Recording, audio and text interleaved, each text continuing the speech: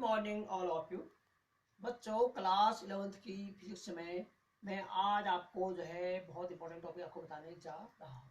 अभी तक मैं आपको बताया था सार्थक अंकों के बारे में बताया था मैंने और बीमी विधि के बारे में। तो हमारा जो मात्रा का मापन हमारा जो चैप्टर हमारा सेकंड है क्लास 11th की फिजिक्स में, जो चैप्टर हमारा सेकंड है क्या है, मात्रक एवं मापन में आपके 2-3 टॉपिक आपके इंपॉर्टेंट है। उसमें एक तो आपका इंपॉर्टेंट है आपका जो सार्थक अंक वाला है, सार्थक अंकों की परिभाषा हो गई, उसके नियम हो गए और उस पर आधारित कुछ आंकिक प्रश्न हो गए आपके। एक तो आपके एग्जाम में वो पूछे जाते हैं, दूसरा पूछा आता है आपके बीमी विशेषण। बीमी विशेषण से भी एक दो क्वेश्चन आपके पक्के आते हैं, जब का क्या है बीमा कैसे करते हैं और बीमी विशेषण कैसे निकालते हैं, उसके बाद उसके नियम थे, उसके आंकिक प्रश्न। खासकर जो बीमी संकर हमारे होते हैं उसके आंकिक प्रश्न हमारे बहुत अक्सर पूछे जाते हैं। एक या दो प्रश्न आपके बीमा से आते हैं और वैसे एक आध प्रश्न आपके सार्थक अंक से भी आते हैं। तो अभी तक मैं कल क्या करता आपको बीमी विशेषण और सात अंकों वाले कुछ न्यूमेरिकल प्रॉब्लम आपको मैं करा रहा था। अब आज जो आपका एक टॉपिक में और बचा है हमारा, जो ये मेरा ख्याल से अंतिम टॉपिक होगा आपका, जो चैप्टर 2 हमारा है मात्रक एवं मापन का अंतिम टॉपिक आपका है। इसका भी आपने 2-3 वीडियो मेरी आएंगी। अभी कुछ इसके न्यूमेरिकल कराऊंगा आपको मैं, कैसे क्वेश्चन भी आते हैं और कुछ की आपको परिभाषा भी कराऊंगा। तो ये हमारा जो टॉपिक है हमारा है त्रुटि वाला, जिसमें आपके प्रतिशत त्रुटि आता है, प्रतिशत त्रुटि कैसे निकालते हैं, और इसके अलावा आपके सापेक्ष त्रुटि हैं, बहुत सारी त्रुटि आपके होते हैं, अलग अलग प्रकार की त्रुटियां होती हैं, तो उसमें कैसे निकालते हैं हम उसके बारे में आपको मैं समझाएंगे। तो आज का जो टॉपिक मेरा है आपका थ्योरिकल टॉपिक है। आज के आपको मैंने डेफिनेशन समझानी, इसकी परिभाषा समझानी है, बाकी मैं फिर आपको कल उसके फिर उसका क्वेश्चन आंसर आपको निकाल कराऊंगा। तो ये हमारा टॉपिक आपका है, हेडिंग क्या है, त्रुटि, ठीक है ना। अब त्रुटि होती क्या है उसकी परिभाषा बता रहा हूँ, पहले बता रहा हूँ कि त्रुटि होती क्या है। किसी भौतिक राशि के वास्तविक मान एवं मापन मान के मध्य अंतर को उस भौतिक राशि के मापन में त्रुटि कहते हैं। तो हमारा कोई भी भौतिक राशि होती है इसके दो मान होते हैं। एक तो आपका क्या होता है, आपको वास्तविक मान होता है, जो एक्चुअल मान है, आपको एक्चुअल मान आपका 5 है, ठीक है, 5 सेंटीमीटर है, एवं मापन मान, और मापने पर क्या आ गया हमारा 4.9 आ गया या 4.8 आ गया, तो हमारा मापन मान हुआ, ठीक है ना। एक तो मान जो है एक्चुअल मान हुआ आपका, जो हमने मापने पर जो हमारा मान आया, हमने क्या करा, कम या ज्यादा हो सकता है ना। कहता है किसी भौतिक राशि के वास्तविक मान एवं मापन मान के मध्य अंतर को उस भौतिक राशि के मापन में त्रुटि कहते हैं। यानी कितनी उसमें अंतर आया तो वही आपकी त्रुटि कहा लाती है। तो जो त्रुटि का फॉर्मूला कहता है, त्रुटि का क्या होता है, वास्तविक मान माइनस मापन मान। जैसे हमने देखो, हमने कोई कपड़ा था, हमने इसको नापा, हमारा कपड़ा है 7 मीटर का, हमारा उस नापने पर 7 मीटर का आपका आया, ठीक है ना। जबकि उसका एक्चुअल मान था आपका, उसका एक्चुअल मान 8 मीटर था, या हमारा कपड़ा जो था 8 मीटर था और हमने नापा, हमारा निकला, नापने पे कितना निकला, 7.6 निकल गया, ठीक है। तो उसमें क्या होगी, त्रुटि होगी। कितनी त्रुटि हुई आपकी, यानी जैसे हमारा 8 है तो 8 में 7.6 आया, कितना आएगा, 0.4 आएगा, आएगा नहीं, तो कहेंगे 8 माइनस 7.6 इक्वल टू क्या हो गया, 0.4। अर्थात उसमें क्या है आपकी 0.4 की यहाँ पर त्रुटि आपकी उसमें है, ठीक है। तो यही चीज आपका फॉर्मूला होता है, त्रुटि होता है मापन मान, वास्तविक मान माइनस मापन मान। अब होता क्या है, जो त्रुटियां दो प्रकार की होती हैं, क्या होती हैं, त्रुटियां दो प्रकार की होती हैं। हमेशा जो त्रुटियां आपकी होगी दो त्रुटि दो प्रकार की होगी। कैसे होती हैं, एक तो होती हमारी नियमित त्रुटि या क्रमबद्ध त्रुटि। नियमित त्रुटि या क्रमबद्ध क्या है, जो आपके क्रम से हो रही है, मतलब आपको बार बार हो रही है, क्रम से हो रही है और नियमित रूप से अंतराल पर होते जा रही है, तो वो कहते हैं नियमित त्रुटि या क्रमबद्ध त्रुटि कहते हैं।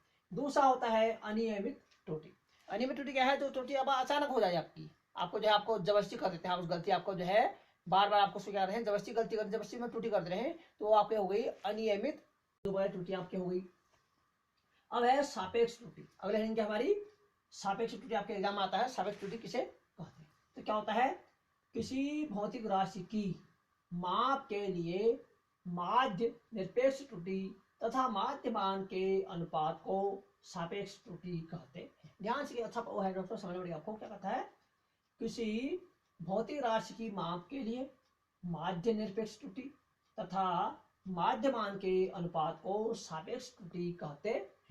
अब जो सापेक्ष त्रुटि का फॉर्मूला क्या होता है आपका, डेल्टा ए बार अपॉन ए बार। अब यहाँ डेल्टा ए बार क्या आपका, डेल्टा ए बार आपका है माध्य निरपेक्ष त्रुटि।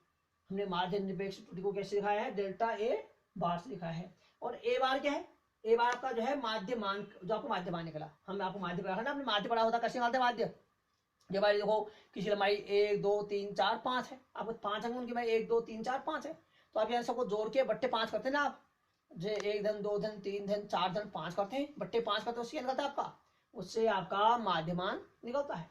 इनको हमारे यहाँ पर ए बार आपका क्या है, माध्यमान है, ठीक है। और दूसरा हमारे क्या है, ये हमारा है माध्य निरपेक्ष त्रुटि डेल्टा आई, ठीक है। तो सापेक्ष त्रुटि का फॉर्मूला क्या होता है, सापेक्ष त्रुटि बराबर delta A bar upon A bar.